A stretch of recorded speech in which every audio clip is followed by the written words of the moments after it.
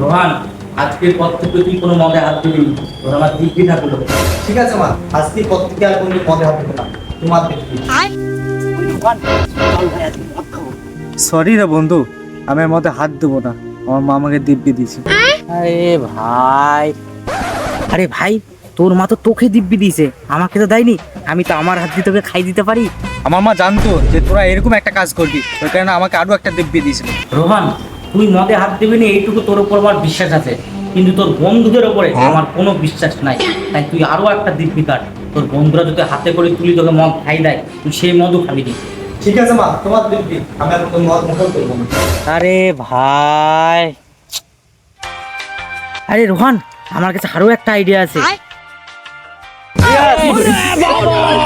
তোর জন্য আজকে মালটা খাওয়া গেল রে।